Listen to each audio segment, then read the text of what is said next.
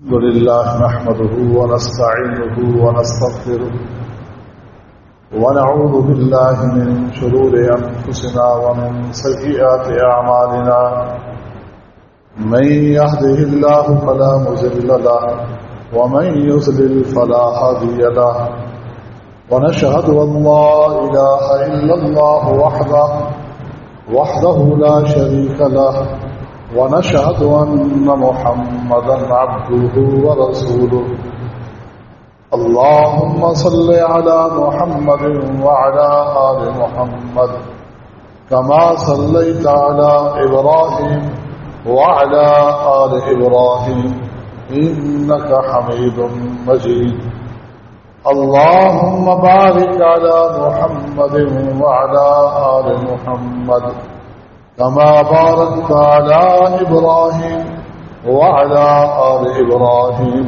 إنك حميد مجيد أما بعد فإن خير الحديث كتاب الله وخير الهدي هدي محمد صلى الله عليه وسلم وشر الأمور محدثاتها وكل محدثة بدعة وكل بدعة ضلالة وكل ضلالة في النار.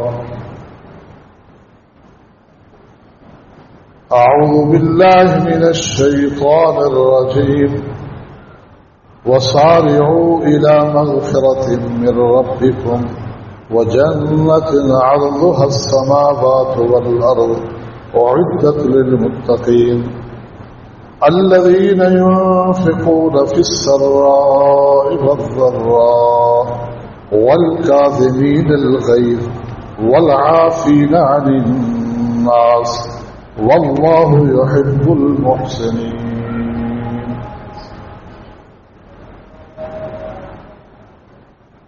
حمد و ثنا اور درود و سلام کے بعد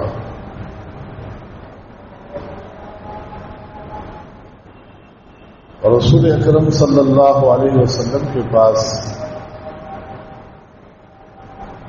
صحابہ کرام میں سے بعض افراد مختلف اوقات میں آئے. کیوں آئے؟ صرف اور صرف نبی علیہ السلام سے کچھ نصیحت لینے کے لیے آئے. وہ نبی علیہ الصلوۃ والسلام انہیں واضح و نصیحت فرماتے تھے اور آپ مزاج شناس بھی تھے. نصیحت طلب کرنے والے کو بھی آپ بغور دیکھتے، اس کے حالات کا جائزہ لیتے، جو کمی اور کوتاہی اس کے اندر آپ محسوس فرماتے تو آپ سر فہرست اسی نصیحت کو سامنے رکھتے اور مخاطب کو اسی چیز کی نصیحت فرماتے. کبھی کوئی شخص آ کر یہی درخواست کرتا ہے، آپ اس کو تقویٰ کی نصیحت کرتے ہیں، یہ ایک عمومی نصیحت. کبھی آ کر درخواست کرتا ہے، آپ اس کو نصیحت کرتے ہیں، گالیاں نہ دیا کریں. کوئی یہی سوال کرتا ہے، آپ اس کو لان تان سے منع کرتے ہیں. مختلف. تو سیدنا جاریہ بن قدامہ رضی اللہ تعالی عنہ نبی علیہ السلام کی خدمت میں حاضر ہوئے. انہوں نے بھی آ کر عرض کی، اوصنی یا رسول اللہ، اے اللہ کے نبی صلی اللہ علیہ وسلم مجھے کچھ نصیحت فرمائیے. تو آپ نے فرمایا، لا تغضب، غصہ نہ کیا کرو. ٹھیک، بات سمجھ میں آ گئی. پھر عرض کرنے لگے، اے اللہ کے نبی صلی اللہ علیہ وسلم مجھے کوئی اور نصیحت فرمائیے. تو آپ نے فرمایا، لا تغضب، غصہ نہ کیا. ٹھیک ہے اللہ کے نبی صلی اللہ علیہ وسلم کوئی اور نصیحت فرمائیے. تو آپ نے فرمایا، لا تغضب، غصہ نہ کیا. فردد مرارا، حدیث میں ہے کہ وہ بار بار نصیحت طلب کرتا رہا، اور نبی علیہ السلام ہر بار اس کے سوال کا یہی جواب دیتے رہے کہ لا تغضب، غصہ نہ کیا کرے۔ یقیناً نبی علیہ السلام نے اس شخص کے اندر اتنا غصہ دیکھا ہوگا کہ آپ نے بار بار اس کو اس چیز کی تلقین فرمائی۔ غصہ ایک فطری چیز ہے، غصہ ہر شخص کو آتا ہے۔ خود اللہ کے نبی صلی اللہ علیہ وسلم کو بھی بارہا غصہ آیا۔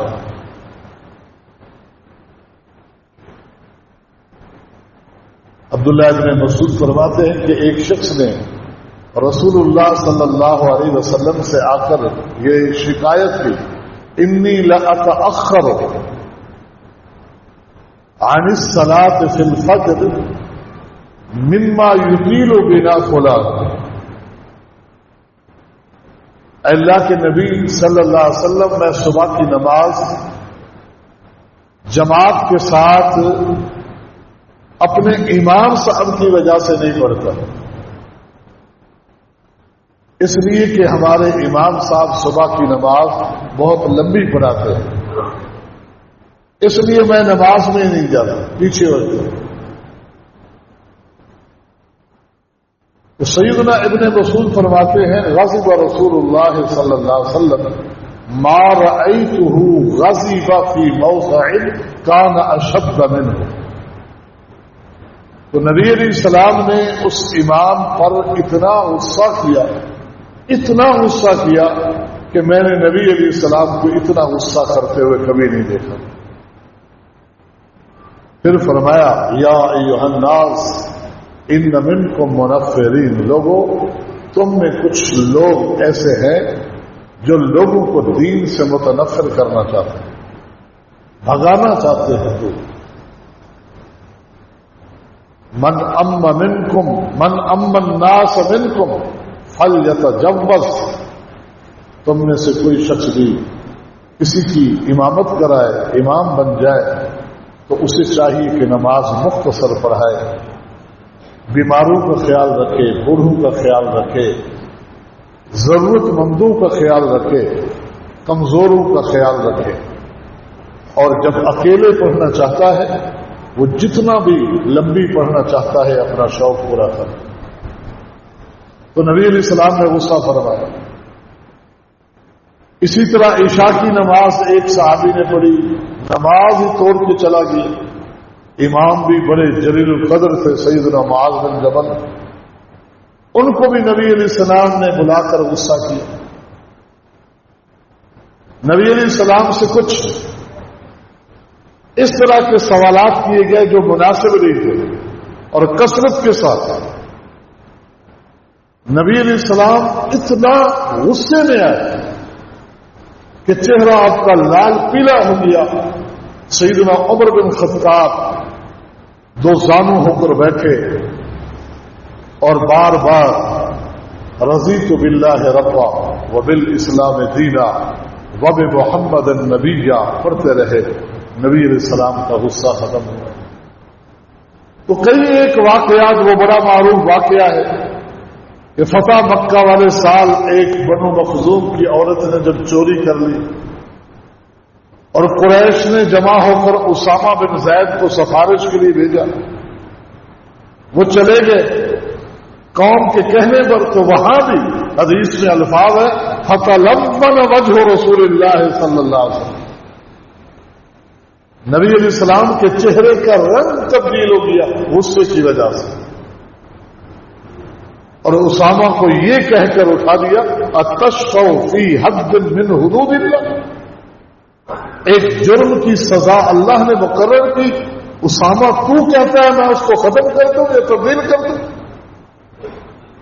اسامہ فرماتے تھے میں نے نبی علیہ السلام کا غصہ دیکھا تو میں نے کہا اللہ کے نبی آپ بھی مجھے معاف کیجئے، اور اللہ کے حضور بھی میرے لیے دعا کیجیے، جو یہ غلطی اور جرت کر بیٹھا ہوں اللہ مجھے معاف کر دے۔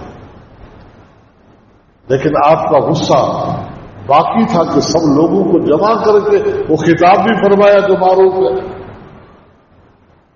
کہ بنی اسرائیل کے لوگ اس لیے ہلاک ہوئے کہ ان میں سے ان کا کوئی معزز جرم کرتا اسے چھوڑ دیتے، اور اگر ایک عام آدمی جرم کرتا اقاموا علیہ الحد اس پر حد جاری کرتے، اس لیے ہلاک ہو گئے، برباد ہو گئے۔ اللہ کی قسم اگر چوری کرنے والی فاطمہ بنت محمد بھی ہوتی لقطعت یدہا، میں اس کا بھی ہاتھ کاٹ دیتا۔ تو نبی علیہ السلام نے بھی غصہ کیا۔ غصہ ایک فطری چیز ہے، تو کس غصے سے روکا جا رہا ہے؟ وہ غصہ جو باطل میں غصہ ہے، نقصان دہ ہے، جس غصے کی وجہ سے قطع رحمیاں، جس غصے کی وجہ سے باہم مسلمانوں کے اندر، بھائی بھائیوں بہن بھائیوں کے اندر عداوتیں پیدا ہوتی، جو غصہ انسان کی عائلی زندگی پر متاثر ہوتا ہے، اثر انداز ہوتا ہے، وہ ناجائز غصہ جس کو اسلام نے پسند نہیں کیا، اس غصے سے روکا جا رہا ہے۔ اللہ کی رضا کے لیے غصہ، یہ تو غصہ محمود ہے، پسندیدہ غصہ ہے۔ سید عائشہ رضی اللہ تعالی عنہ فرماتی ہے نا، نبی علیہ السلام ما ضرب رسول اللہ صلی اللہ علیہ وسلم شيئا قط بيده ولا امرأة ولا خادما الا ان يجاهد في سبيل الله۔ نبی علیہ السلام نے کبھی اتنا غصہ کسی پر نہیں کیا کہ کسی پر ہاتھ اٹھایا ہو، نہ کسی چھوٹے پر، نہ بڑے پر، نہ مرد پر، نہ عورت پر، نہ غلام پر، نہ لوڈی پر۔ ہاں الا ان يجاهد في سبيل الله، لیکن جہاں اعلاء کلمت اللہ کی بات تھی تو اللہ کے پیغمبر کے ہاتھ میں تلوار بھی ہوتی تھی، اور جہاد فی سبیل اللہ بھی کیے ہیں اللہ کے نبی۔ اور آگے فرمایا وما نیل من احد شیء قط فینتقم من صاحبہ الا ان ينتهك من محارم اللہ شیء فینتقم للہ۔ نبی علیہ الصلوۃ والسلام نے اپنی ذاتی معاملات میں کبھی بھی کسی سے انتقام نہیں لیا۔ آپ کو کسی نے تکلیف پہنچائی، ایذا پہنچائی، زبانی، کلامی، ہاتھ سے، مال و املاک میں نقصان پہنچا کر آپ نے اپنی ذات کے لیے کسی سے انتقام و بدلہ نہیں لیا، لیکن اگر اللہ کی حرمتوں کو پامال کیا جاتا تو اللہ کے نبی اس کو دیکھ کر برداشت نہ کرتے، اور فَيَنْتَقِمُ لِلَّهِ، پھر اللہ کے لیے، اللہ کی رضا کے لیے انتقام اور بدلے بھی لیتے تھے۔ ذاتی معاملات کی حالت کو یہاں تک ہے کہ سیدنا انس فرماتے ہیں میں نبی علیہ الصلوۃ والسلام کے ساتھ تھا، نبی علیہ السلام پر نجران کی بنی ہوئی ایک چادر تھی غلیظ الحاشیہ، جس کے کنارے کافی موٹے ہوتے ہیں، وہ نبی علیہ السلام نے لپیٹی ہوئی تھی، اور راستے میں ایک اعرابی ملا، دیہاتی، جس نے چادر پہ ہاتھ رکھا اور اتنا زور سے جھٹکا دیا اللہ کے نبی کو کہ اس چادر کے نشان اللہ کے پیغمبر کی گردن پہ پڑ گئے۔ کیوں زوردار جھٹکا دیا؟ کہا مر لی من مال اللہ الذی عندک، تیرے پاس سنا ہے کافی مال ہے بیت المال وغیرہ میں، میرے لیے بھی تو کچھ دے، اس میں سے میرے لیے میرا حصہ بھی تو نکال۔ نبی علیہ الصلوۃ والسلام فالتفت الیہ فضحک، نبی علیہ السلام نے اس کی طرف دیکھا اور مسکرا دی، اس کے جہل پر، نادانی پر۔ یہ مانگنے کا انداز ہے کہ چادر پکڑ کے ایسا دھکا دے دیا اور مانگ رہا ہے کہ مرلی من مال اللہ الذی عندک، مسکرا دیے اور فامر لی بالعطا، مجھے کہا کہ بھی اس کو کچھ دے دو۔ یہ نبی علیہ الصلوۃ والسلام کا اخلاق ہے کہ اپنے ذاتی معاملات میں انتقام نہیں لیتے لوگوں سے۔ متعدد بار ایسے ہوا، نبی علیہ السلام کے رویے، اخلاق، انداز ہمیشہ صحابہ اتنے غضبناک ہو جاتے کہ حکم دیں اللہ کے نبی ہم اس کی گردن مار دیں، آپ کو یہ کہہ رہا ہے، آپ سے اس طرح کی بات کر رہا ہے۔ وہ ایک اونٹ دینا تھا اللہ کے نبی نے کسی کا ادھار لیا تھا، وقت جو تھا مقرر، اس وقت سے پہلے اس نے آ کے مطالبہ کیا، اور مطالبہ بھی ویسے آپ کی تعلیم ہے کہ کسی سے کچھ لینا ہے مانگو فی عفاف، اگلے کی عزت کو ملحوظ خاطر رکھ کر اس سے مانگو، اس انداز سے نہ مانگو کہ آپ اس کو بے عزت کرو۔ اور دینے والوں کو بھی ایسے ہی کہا کہ تم بھی جو معاملات ہیں وہ کوشش کرو کہ ادا کرنے میں بہترین انسان بنو، ادائیگی میں بہترین انسان بنو، اچھے انداز سے ادا کر دیا تھا۔ تو اس نے وقت سے پہلے مانگا، اور مانگا انتہائی غلط لفظ و لہجے میں،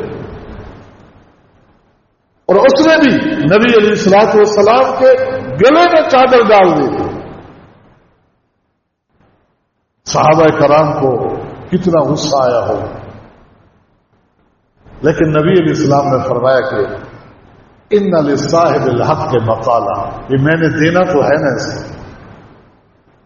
میں مقروض تو ہوں نا، لہذا اس کو حق تھا کہنے کا، جو کہہ لیا چھوڑو، جاؤ اس کے لیے فلاں عمر کا اونٹ، فلاں قیمت کا مثلا اونٹ کا بندوبست کرو۔ دیکھا گیا اللہ کے نبی اس قیمت کا، اس عمر کا کوئی اونٹ نہیں ہے بیت المال میں، قیمتی اونٹ ہے، اس سے اچھے اونٹ ہے جس طرح کا آپ نے دینا ہے، اس سے زیادہ بہتر اور بڑی عمر کے اور قیمتی اونٹ ہے۔ تو نبی علیہ السلام نے فرمایا وہی دے دو، وہی دے دو، اس لیے کہ اللہ کے نزدیک وہ بہترین انسان ہے جو ادائیگی میں بہتر ہو۔ وہ دعائیں دیتا ہوا چلا گیا، وہی جس کا آنے کا انداز کچھ اور تھا، پھر جانے کا انداز یہ تھا کہ اللہ کے نبی صلی اللہ علیہ وسلم کو دعائیں دیتا ہوا جا رہا ہے۔ تو یہ مقصد ہے ام المومنین کا کہ نبی علیہ السلام اپنی ذات کے لیے کبھی انتقام نہیں لیتے تھے۔ ہاں، اللہ کی حرمتوں کو اگر پامال کیا جاتا تو پھر اللہ کے نبی صلی اللہ علیہ وسلم معاف نہیں کرتے، پھر اس کا انتقام اور بدلہ لیتے۔ تو یہ صحابی کو جو وصیت اور نصیحت کی جا رہی ہے، لا تغضب، غصہ نہ کیا کر، یہ وہ غصہ ہے کہ جس سے انسان اپنی حدود سے متجاوز ہو جاتا ہے، اپنے اختیارات سے زیادہ آگے بڑھ جاتا ہے، جس کی وجہ سے بہت سارے حرام کا ارتکاب کرتا ہے، کیونکہ غصے کی حالت میں انسان کی عقل پہ پردہ آ جاتا ہے، غصے کی حالت میں انسان کی عقل پہ پردہ آ جاتا ہے۔ صحیح بخاری میں ہے کہ سجستان کے علاقے، جس کا موجودہ نام سیستان ہے، اس کے گورنر تھے سیدنا ابو بکرہ کے بیٹے، صحابی رسول کے۔ تو باپ سے نصیحت طلب کی، ابا جان کچھ مجھے واضح نصیحت کیجیے۔ گورنر نہیں بلکہ وہاں کے قاضی تھے، قاضی تھے۔ تو صحابی رسول اپنے بیٹے کو ایک حدیث لکھ کر بھیج رہے ہیں کہ نبی علیہ الصلوۃ والسلام سے میں نے سنا تھا، آپ فرماتے تھے کہ لا یقضین حکم بین اثنین وہو غضبان، کوئی حکم، کوئی فیصل، کوئی قاضی دو بندوں کے درمیان اس وقت فیصلہ نہ کرے جب وہ کسی حوالے سے غصے میں ہے، کسی حوالے سے غصے میں ہے، وہ دو بندوں کے درمیان فیصلہ نہ کرے، کیونکہ غصے کی وجہ سے وہ عدل نہیں کر سکے گا، انصاف نہیں کر سکے گا۔ غصہ انسان کی عقل پر، سوچ پر، فہم پر پردہ ڈال دیتا ہے۔ تو لہذا بیٹے، کبھی بھی کوئی فیصلہ آئے تیرے پاس اور تجھے کسی حوالے سے کوئی غصہ ہو تو غصے کی حالت میں دو آدمیوں کے درمیان فیصلہ نہ کرنا، کہیں ایسا نہ ہو جائے کہ تیرا غصہ وہ کسی کے لیے نقصان کا سبب بن جائے، تیرا قلم، تیری زبان اس غصے کی وجہ سے کسی کی طرف ناجائز چل جائے۔ ایک چھوٹا سا فیصلہ کرنے کے لیے روک دیا گیا تو انسان اپنی زندگی کے فیصلے کر لیتا ہے غصے کی حالت میں۔ جی میں غصے کی حالت، جب غصہ ختم ہوتا ہے پھر ندامت اور شرمندگی کہ غصے کی حالت میں میں اپنی بیوی کو طلاق دے بیٹھا۔ یہ کتنے قصص واقعات آتے ہیں، تقریباً ہر سوال کرنے والے کی طرف سے یہ لفظ شامل ہوتا ہے، بس وہ غصے کی وجہ سے میں ایسا کر بیٹھا۔ تو یہاں سے ہم سوچ لیں کہ غصہ انسان کے لیے کتنا نقصان دہ۔ غصے کی حالت میں بھائی کے ساتھ زیادتی کر بیٹھتا ہے، ہاتھ اڑ جاتا ہے، تلواریں گولیاں چل جاتی ہیں، بعد میں احساس ہوتا ہے کہ غصہ بس یہ تو نہیں کرنے کا تھا کام، لیکن غصے کی حالت میں کسی کی جان لے لی۔ تو اس لیے اسلام بڑی تاکید کے ساتھ کہہ رہا ہے لا تغضب۔ اس کی تاکید اور بار بار تکرار سے ہم اس نصیحت کی اہمیت کو سمجھیں اور اپنے زندگیوں کے اندر اس جملے کو شامل کریں کہ لا تغضب۔ غصہ انسان کو جب آتا ہے آنکھیں سرخ ہو جاتی ہیں، چہرہ لال پیلا ہو جاتا ہے۔ نبی علیہ السلام نے فرمایا یہ اس لیے ہے کہ ان الغضب من الشیطان وان الشیطان خلق من نار۔ یہ تمہاری آنکھیں سرخ ہو جاتی ہے، چہرہ لال پیلا ہو جاتا ہے، اس لیے کہ یہ غصہ شیطان کی طرف سے، اور شیطان کو آگ سے پیدا کیا گیا، یہ اس کی طرف سے آیا، اس وجہ سے تیرے اندر وہ آگ بھڑک اٹھی ہے جس کا اثر تیرے جسم میں ظاہر ہے، تیری آنکھوں میں ظاہر ہے، تیرے چہرے پر ظاہر ہے۔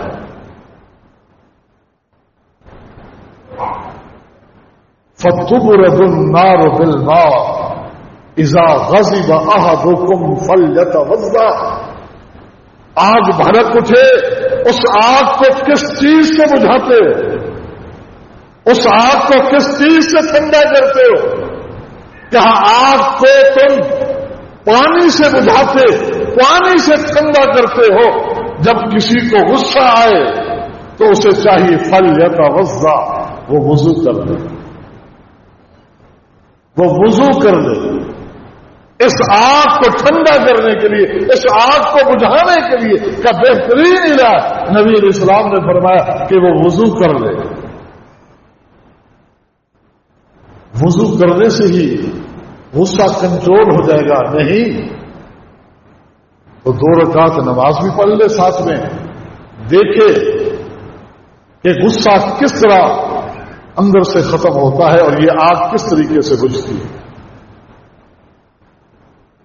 اللہ تعالیٰ نے تعریف فرمائی ہے، یہ آیت جو آپ کے سامنے سورہ آل عمران کی پڑھی ہے، آیت نمبر 133 اور 34 میں ان لوگوں کی، بلکہ خالی تعریف نہیں، جنت کی بشارت دی ہے اللہ تعالیٰ نے ان لوگوں کو کہ وَالْكَاظِمِينَ الْغَيْظَ وَالْعَافِينَ عَنِ النَّاسِ، اور یہ ایک علاج بھی ہے غصے کا، جنت کی بشارت بھی ہے اس علاج کو اپنانے والوں کے لیے۔ فرمایا کہ غصہ آ جاتا ہے، یہ فطری چیز ہے، غلط قدم اٹھانے کو جی چاہتا ہے کر لو۔ والقاظمین الغیظ، جو اپنے آپ پہ کنٹرول کر جائے اور غصہ اندر ہی اندر دبا دے، ختم کر دے، پی جائے، غصہ پی جائے ایسے کہ جس کا لازمی نتیجہ یہ نکلے کہ والعافین عن الناس، جس نے زیادتی کی ہے اسے معاف کر دے۔ تو اللہ فرما رہے ہیں کہ اعدت للمتقین، یہ جنت جو تیار کی ہے وہ ان لوگوں کے لیے تیار ہے۔ یہ متقین کی صفات ہے، نیک لوگوں کی، اور ان صفات کے حاملین کے لیے میں نے جنت تیار کی ہے کہ والقاظمین الغیظ، غصے کو پی جانے والا۔ تو غصے کا ایک علاج شریعت کی طرف سے یہ ہے، لیس الشدید بالسرعہ انما الشدید الذی یملک نفسہ عند الغضب۔ پہلوان وہ نہیں، طاقتور وہ نہیں ہے جو کسی کو اٹھا کے پٹک دے۔ فرمایا کہ وہ ہے اللہ کے نزدیک طاقتور جو اپنے غصے کو پٹک دے، اپنے غصے کو ختم کر دے، اس میں غالب آ جائے۔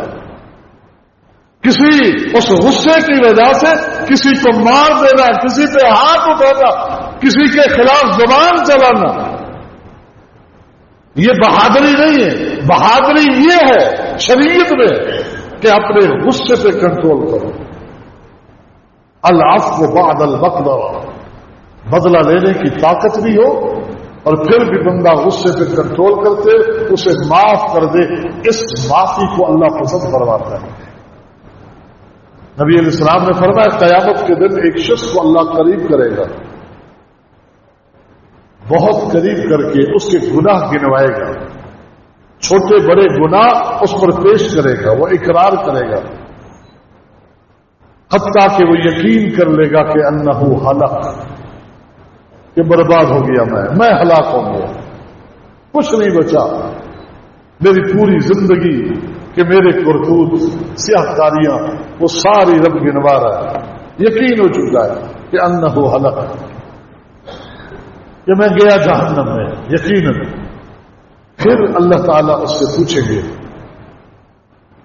کہ فلاں بندے نے تیرے ساتھ زیادتی کی تھی اور تو نے اس سے بدلہ لینے کی طاقت کے باوجود اسے معاف کر دیا تھا۔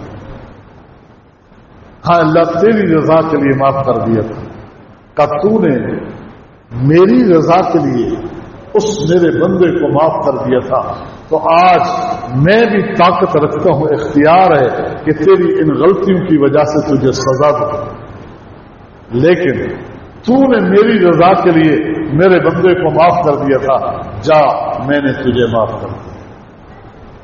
اعزاز کے ساتھ، انعامات کے ساتھ اللہ تعالیٰ اس کو جنت میں روانہ فرما دے۔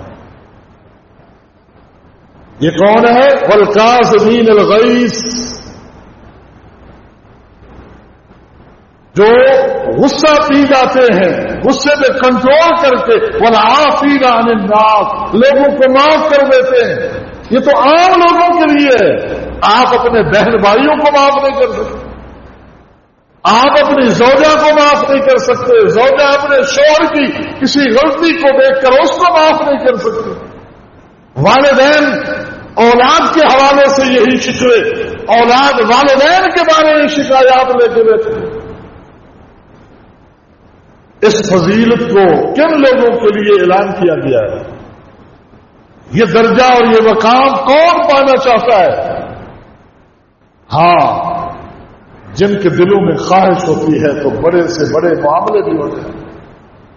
واقعہ اس کتنا دردناک واقعہ ہے کہ ام المؤمنین سیدہ عائشہ طیبہ طاہرہ رضی اللہ عنہا کے خلاف منافقین کا وہ پروپیگنڈا، جس میں 3 مسلمان بھی اس سازش کا شکار ہوئے۔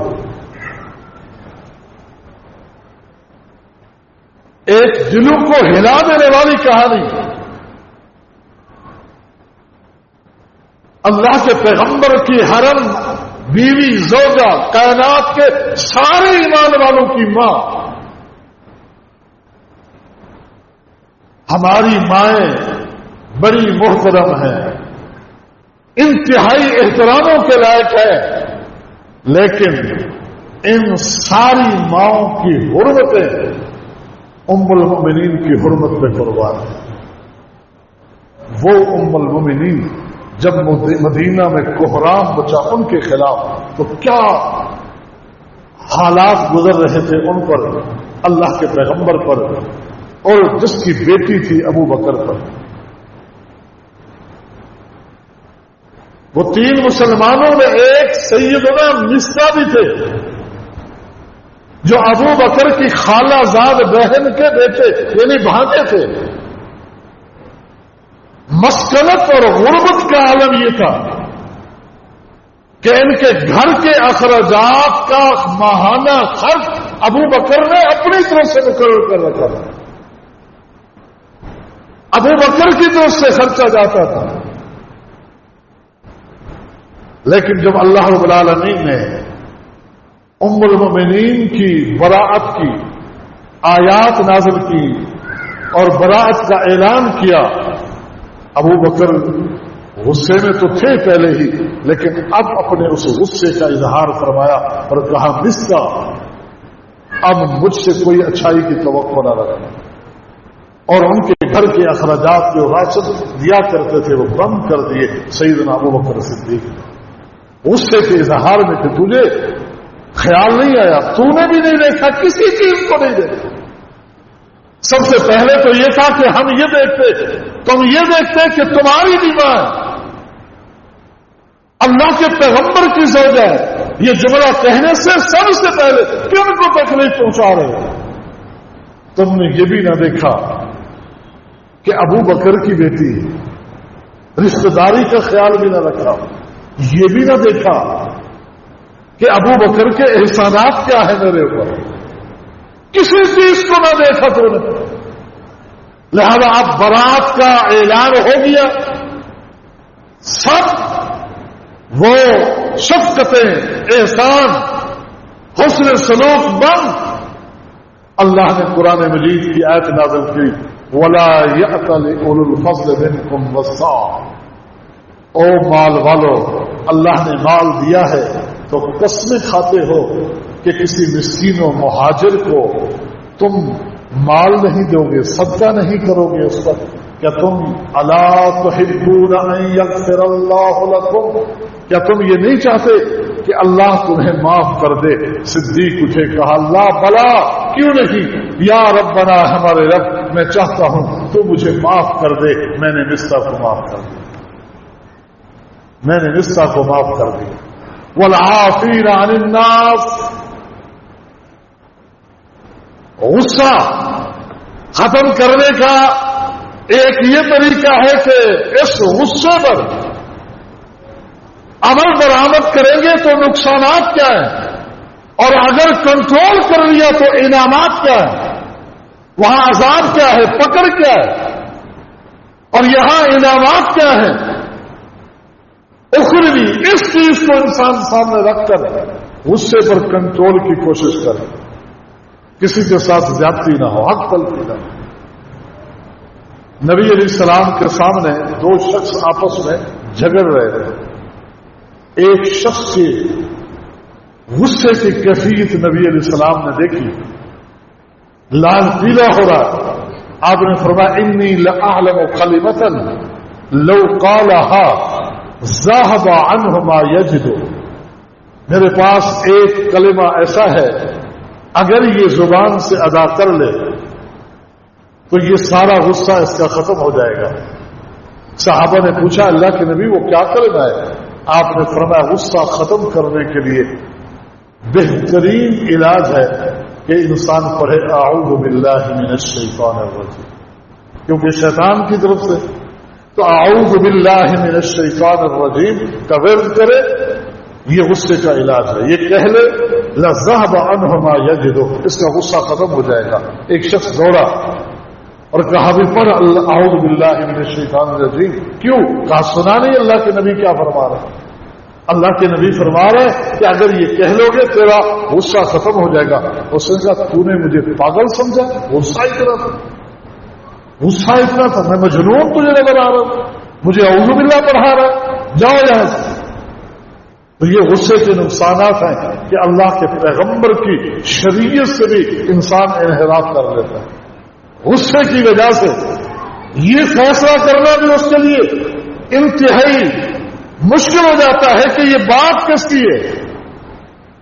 غصے کی وجہ سے حق کو جانتے ہوئے، سنتے ہوئے، سمجھتے ہوئے اس کو چھوڑ دیتا ہے۔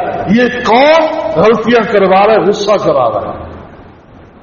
غصے کا علاج نبی علیہ السلام نے ایک یہ بھی بتایا ہے کہ اذا غضب احدکم وهو قائم فلیجلس، تم میں سے کسی کو غصہ ہے، کنٹرول سے باہر ہو رہا ہے غصہ، غصے کو پی نہیں سک رہا، اور اگر وہ کھڑا ہے تو فلیجلس، اسے چاہیے بیٹھ جائے۔ پھر بھی دیکھتا ہے کہ غصہ ختم نہیں ہوا تو فرمایا فلیستجب، اسے لیٹ جانا چاہیے، لیٹ جانا چاہیے۔ یہ نبی علیہ الصلوۃ والسلام کی طرف سے بتائے ہوئے علاج ہے کہ ان پر عمل کریں، نہ کہ آپ غصے کی کیفیت میں اپنی زبان سے وہ کلمات ادا کریں کہ پھر ساری زندگی روتے رہیں، نادم رہیں، شرمندہ رہیں، بلکہ یوں کنٹرول کریں اپنے اوپر۔ اور ایک موقع پر نبی علیہ السلام نے اس کا بہترین علاج یہ بھی بتایا کہ اگر کوئی اچھا جملہ زبان سے ادا کر سکتا ہے تو کر، نہیں ہو رہا تو فلیصمت، زبان بند کر لے، ہونٹ بند کر لے، خاموش ہو جا۔ جتنا بولے گا آگے والے کا، آگے والی کا جواب دے گا جتنا، اتنا تیرا غصہ بڑھے گا۔ تو خاموش ہو جا، ہونٹ بند کر لے، زبان کو روک لے، آہستہ آہستہ تیرا غصہ ختم ہونا شروع ہو جائے گا۔ کمی کی طرف ہوگا، زیادتی نہیں ہے، لیکن اگر زبان کھول کے رکھو گے تو غصہ تمہارا بڑھتا چلا جائے گا۔ نبی علیہ الصلوۃ والسلام نے صرف یہ نہیں کہا لا تغضب کہ غصہ نہ کرو، بلکہ غصے کو کنٹرول کرنے، ختم کرنے کے علاج بھی شریعت نے ہمارے سامنے رکھے ہیں۔ اللہ رب العالمین ہمیں اس نصیحت کو سمجھنے اور اپنانے کی توفیق عطا فرما دے۔ وآخر دعوانا الحمدللہ رب العالمین۔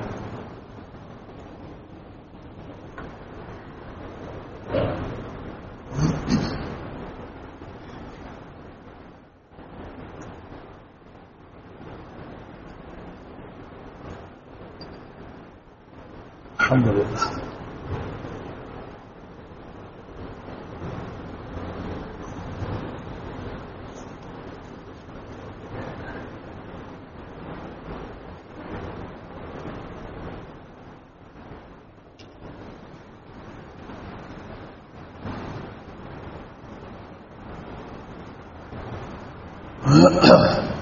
إن الحمد لله نحمده ونستعينه ونستغفره ونعوذ بالله من شرور أنفسنا ومن سيئات أعمالنا